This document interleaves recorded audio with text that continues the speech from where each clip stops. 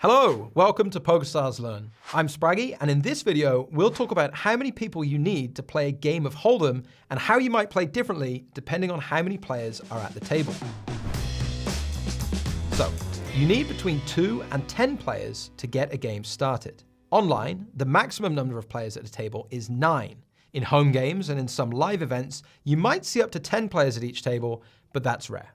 The 3 most common game types are full ring, 6 max, and heads up. Full ring tables usually have between 8 and 9 players. 6 max, as the name suggests, has a maximum of 6, and heads up is just 2 players. Another popular format you'll find on PokerStars is Spin and Go. That is a 3-handed tournament, meaning there are 3 players at the table. Obviously, knowing how to adapt your game depending on the number of opponents you're facing is key to becoming a versatile poker player. Let's dive into the differences between playing full ring, 6 max, and heads up. In an online full ring cash game, you'll typically play between 60 and 100 hands per hour, depending on how quickly everyone acts. In these games, you'll probably be looking to play strong hands due to the higher number of opponents.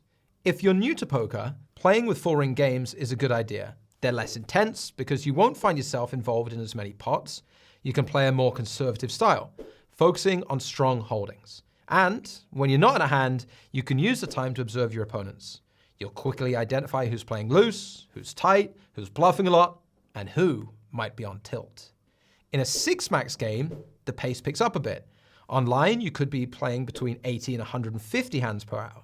In this format, you're only up against 5 other players, encouraging you to play a wider range of hands. You'll also be in the blinds more often, so you can't just sit back and wait for premium holdings. In heads up Hold'em, the action is even faster. Online, expect to play 100 to 200 hands per hour. You're always in either the small blind or the big blind, and you're facing just one opponent. This situation calls for a more aggressive style and requires you to play a very wide range of hands. Let's go over some basic strategy. The number of players at the table and your position are both key factors. For example, at a full ring table with 9 players, Queen 10 is a lot stronger in late position than in early position. From the button, it's a raising hand. Under the gun, it's probably a fold. So, play a narrow range of hands in early position and a wider range in late position. Now in 6 max games, you'll need to play more hands because you're up against fewer opponents and you'll need to pay the blinds more often, 1/3 of the time in fact. When you're playing heads up, you're always paying a blind, so there's no time to wait. The range of hands you're willing to play should be way wider than at a full ring or 6 max table. Here's an example. You're playing at a full ring table. You're in early position, under the gun +2, and it's folded to you. Your whole cards are Queen 9 offsuit. It isn't a great hand and there's still 6 players to act after you. You should probably fold in this spot. Now, let's imagine it's a 6 max table. In this format, under the gun +2 is the cutoff. There are only 3 players to act after you. So, what would you do with Queen 9 offsuit? Play it or fold it? Folding is fine, it's not incorrect, but it's probably better to raise here, because this hand is better than decent at a short-handed table, and there aren't that many players to act behind. To show how short-handed your range may be wider, check out this hand I played in a $55 tournament. Okay, we're raising 8-7 of diamonds over here in the 55 6 max.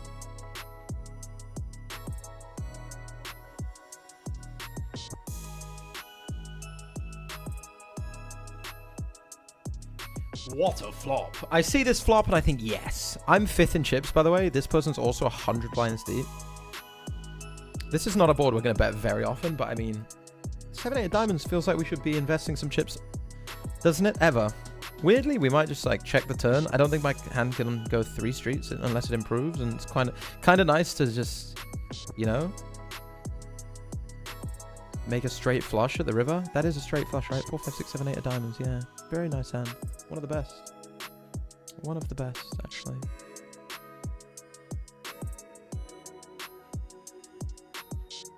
I feel like we should bet. We have a good hand. In position, we just take the bigger sizes. I don't think we want to overbet. Like, if they have an 8, if they have a flush, they can check raise. If they have an 8, I mean, maybe we should actually just pot. Straight flush, just the call. Suffice to say, it might take some time to fully grasp these concepts. Feel free to revisit this video as you develop an understanding of how the number of opponents at the table impacts on the hands you choose to play. I'm Spraggy. Don't forget to like the video and subscribe for more poker videos. Thanks for watching.